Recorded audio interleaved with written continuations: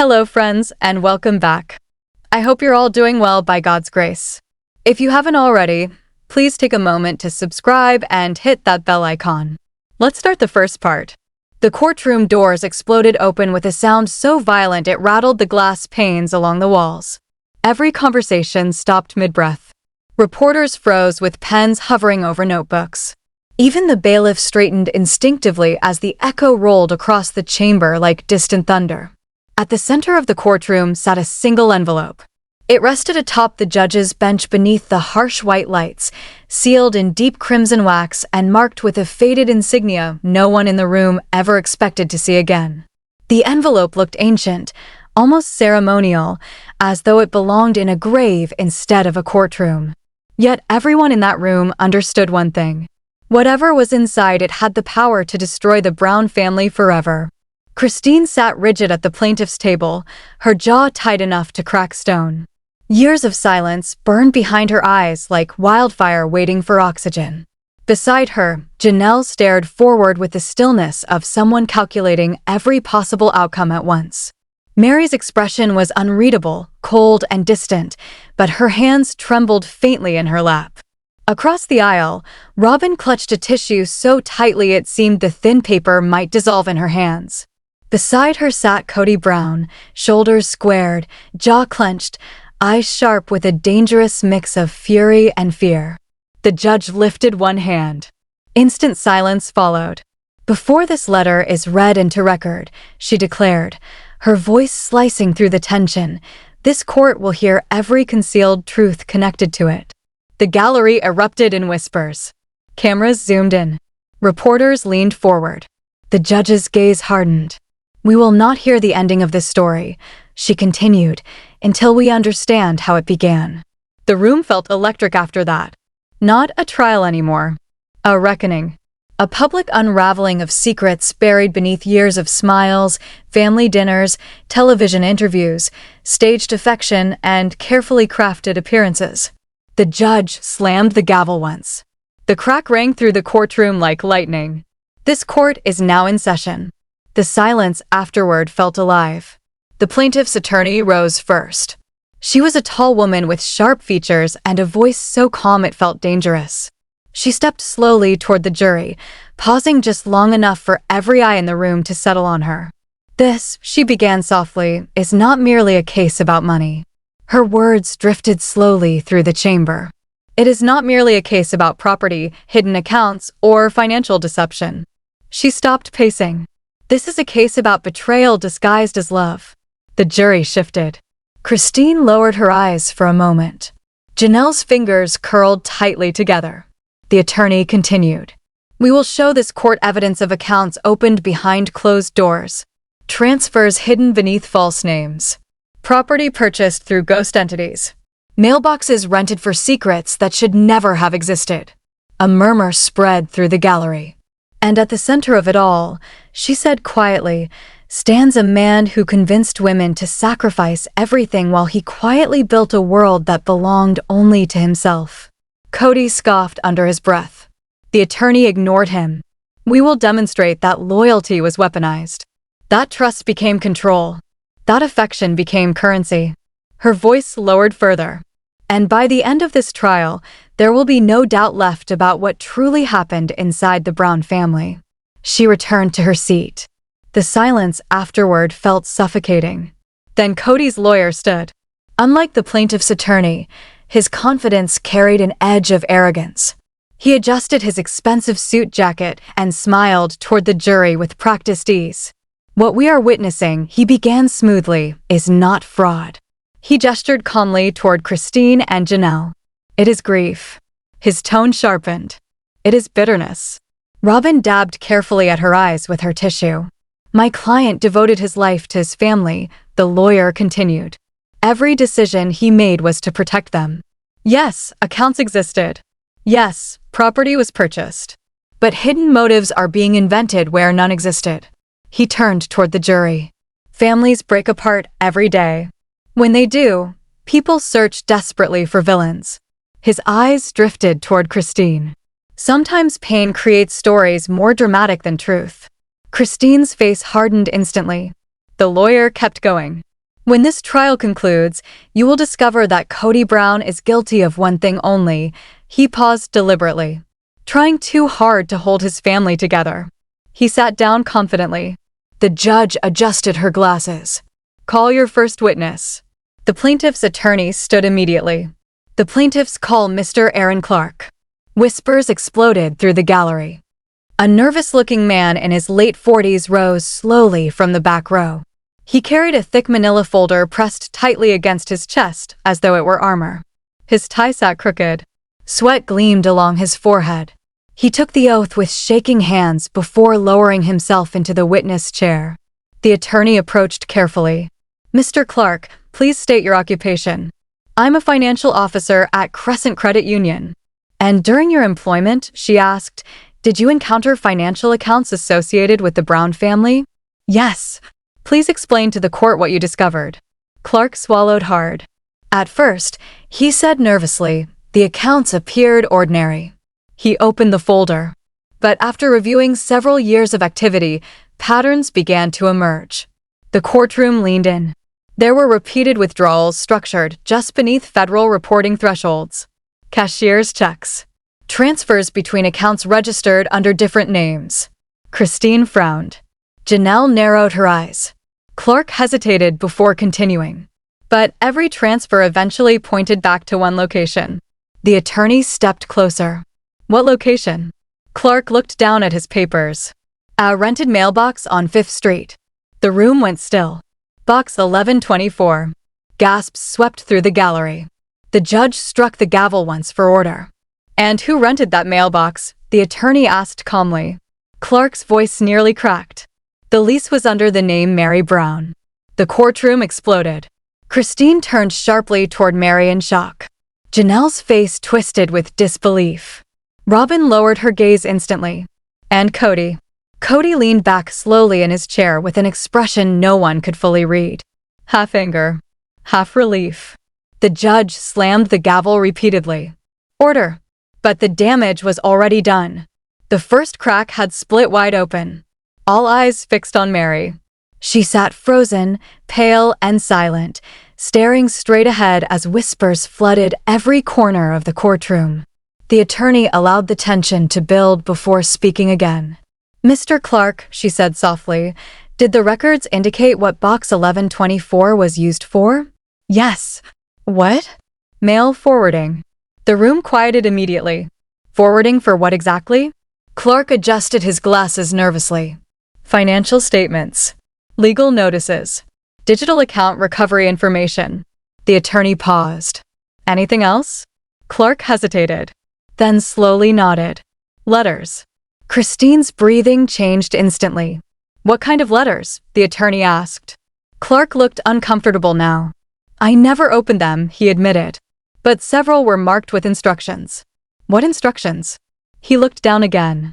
One said, his voice lowered, deliver only after death.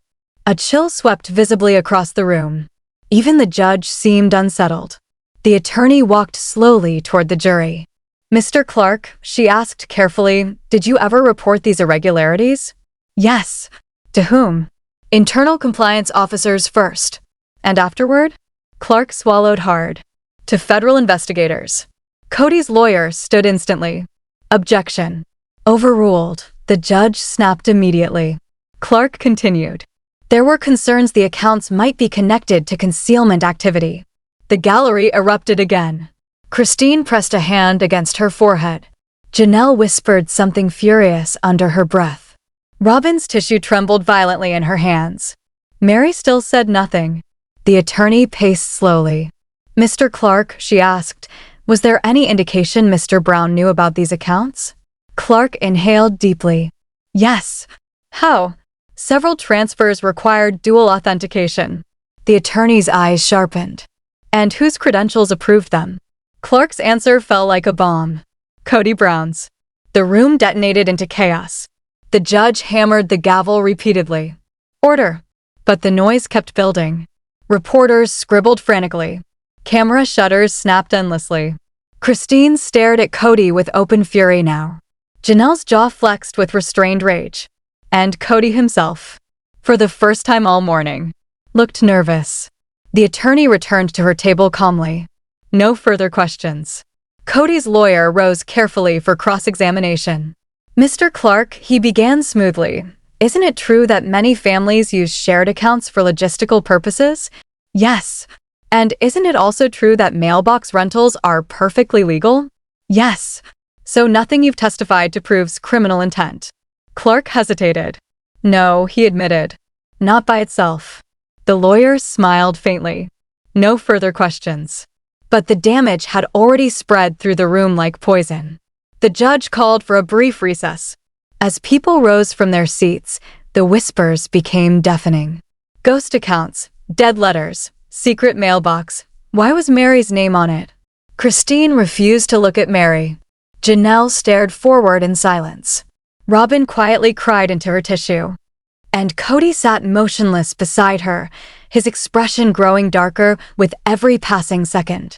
Because everyone in that courtroom could feel it now. The envelope on the judge's bench was no longer just a mystery. It was a fuse. And someone had finally lit it. When court resumed, the atmosphere had changed completely. The tension no longer felt uncertain. It felt dangerous. Every person in the gallery understood they were witnessing something far bigger than hidden bank accounts or secret property deals. The courtroom had become a battlefield where decades of loyalty, resentment, betrayal, and manipulation were beginning to surface all at once. The judge settled back into her chair.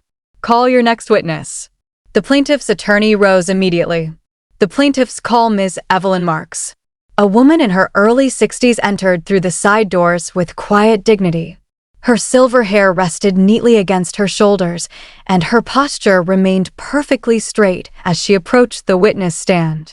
Unlike the previous witness, she carried no folder. No notes. No evidence. Only memory. And somehow that felt even more unsettling. After taking the oath, she folded her hands carefully in her lap. The attorney approached. Please state your profession. I'm a guidance counselor at Flagstaff High School. How long have you held that position? 34 years. The attorney nodded slowly. And during your career, have students ever come to you with concerns about their families? Many times. Did one of those situations involve the Brown family? The room tightened instantly. Christine leaned forward. Janelle closed her eyes briefly. Robin gripped her tissue harder. Meri sat completely still. Yes, Evelyn answered quietly. A teenage girl came to see me several months ago. The attorney softened her voice. What was her condition when she arrived? She was terrified. The room fell silent. She was shaking, Evelyn continued. She kept checking over her shoulder like she thought someone might walk through the door at any second. And what did she tell you? Evelyn inhaled slowly. She said she had been asked to deliver an envelope. Every eye in the courtroom drifted unconsciously toward the sealed envelope on the judge's bench. She said the instructions were very specific, Evelyn continued. The envelope was only to be given to one person. No one else could see it. Christine covered her mouth. Janelle stared at the witness intensely. And who gave her those instructions? The attorney asked. Evelyn hesitated, then answered softly. She said her auntie did. And who is Auntie? The witness looked visibly uncomfortable. She identified Auntie as a deceased family friend. The courtroom erupted. Gasps echoed everywhere. The judge slammed the gavel immediately. Order. But even she looked disturbed now. Christine whispered, what? Janelle shook her head slowly in disbelief. Robin looked seconds away from collapsing. Meri's face drained of color. The attorney continued carefully. What did you do after hearing this? I filed a mandatory report. On what grounds? Coercion. The word landed heavily. This child, Evelyn said firmly, was clearly being manipulated into participating in something she did not understand. The attorney stepped closer. Did the girl describe the envelope? Yes. How? She said it was sealed tightly. Heavy. And marked with instructions to place it inside box 1124. The courtroom turned toward Meri again. Meri whispered faintly under her breath. No, not like this. The attorney pressed forward. So to clarify, she said, a child was instructed to deliver an envelope to a mailbox rented under Meri Brown's name? Yes. Chaos erupted again. The judge's gavel thundered repeatedly until silence finally returned. Kody's lawyer jumped to his feet. Objection. Hearsay. Overruled. The judge replied instantly. This testimony establishes context and pattern. Christine leaned toward Janelle. He used the kids, she whispered angrily. Janelle's jaw tightened. He'll use anyone. The attorney turned back toward Evelyn. One final question. Evelyn nodded. Did the child know what was inside the envelope? No. What did she say? Evelyn's expression darkened. She said she didn't want to know. Silence spread again. She only knew she was carrying a secret too heavy for her. The words hung in the air like smoke. Then the attorney said quietly, "No further questions." The judge exhaled slowly. "Call your next witness." The plaintiff's attorney stood immediately. The plaintiffs called Dr. Samuel Holt. A tall man in a navy suit approached the stand carrying a leather case. Calm, precise, clinical. A forensic handwriting expert. Once sworn in, he opened the case and removed several documents. Dr. Holt, the attorney began, "Please state your qualifications." "I've worked as a forensic document examiner for 22 years, he replied. "I've testified in more than 300 cases involving disputed handwriting." "And were you asked to examine documents connected to this case?" "Yes." "What specifically?" "A sealed letter discovered in box 1124. The courtroom became motionless. "And what did you compare it against?" "Personal letters, signed documents, journals, and checks belonging to a deceased acquaintance of the Brown family." The attorney nodded slowly. "What was your conclusion?" Dr. Holt adjusted his glasses. The outer envelope appeared partially disguised. Certain letters were deliberately altered. "And the contents?" He paused. The inner pages demonstrated handwriting consistency too precise to dismiss. Christine stopped breathing. "The slant," he continued, "the pressure patterns, the formation of lowercase letters, the spacing, the punctuation habits." He looked directly toward the jury. "All matched the deceased individual." The room exploded into whispers. Robin buried her face in her tissue. Meri shut her eyes tightly. Janelle stared in shock. Christine looked ready to cry. The attorney stepped forward carefully. "So your professional opinion is," Dr. Holt answered firmly. "The letter was genuinely written by someone who is now dead." The silence afterward felt horrifying. Even the judge looked shaken. "Would you read a portion into record?" Dr. Holt unfolded a copy carefully, then read aloud. "If the truth cannot survive daylight, then force it into the sun." His voice echoed softly. "At the appointed hour, what was buried will rise." The courtroom sat frozen. "Protect the forgotten," he continued, "because they hold the key." No one moved. No one breathed. The words felt less like a letter, and more like a warning. Kody's lawyer stood abruptly. "Objection. This is absurd. We cannot cross-examine a dead woman." Overruled, the judge snapped. Kody shifted angrily in his chair. Sweat glistened along his forehead now. The attorney approached Dr. Holt again. "What does the existence of this letter suggest?" "That the writer expected suppression. And that she planned for the information to emerge after her death." A murmur rolled through the gallery. "Premeditated disclosure," Dr. Holt finished. The attorney nodded once. No further questions. As the witness stepped down, the judge looked toward the plaintiff's table. "Next witness." The attorney rose slowly. "Your Honor, the plaintiffs call Daniel Reyes." A digital forensics specialist entered carrying a laptop bag. The atmosphere shifted instantly again. Because everyone understood something terrifying now. If the handwriting expert proved the letter was real, the digital expert might prove who used it. And why. Daniel Reyes moved with the quiet confidence of a man accustomed to uncovering secrets buried inside machines. He placed his laptop on the witness stand carefully, connected several cables. And within seconds, the courtroom screens flickered alive with rows of timestamps, login histories, and financial records. The attorney stepped closer. "Please state your occupation." "I'm a certified digital forensics investigator. 15 years specializing in deleted files, encrypted storage, and electronic tracing." And were you asked to investigate digital evidence related to Box 1124? Yes. What did you discover? Reyes clicked several keys. A document appeared on screen. I found a cloud-based storage account connected to the mailbox. The attorney folded her arms. What was the account name? Reyes looked directly at the jury. Family Daylight. The courtroom exploded again. Christine covered her mouth. Janelle leaned forward sharply. Meri stared blankly ahead. Robin looked physically ill. Kody's face tightened instantly. What was stored in this account? The attorney asked. Financial records. Property documents. Scanned letters. Scheduled email releases. The room fell silent. Scheduled releases, the attorney repeated. Yes. Please explain. Reyes tapped another key. A series of dates appeared on screen. These files were programmed to distribute automatically at future dates. The attorney's tone sharpened. Even after the writer's death? Yes. Gasps spread across the courtroom. The account was designed so information would continue surfacing posthumously. The judge shifted visibly in discomfort. The attorney stepped closer. Were you able to trace account access? Yes.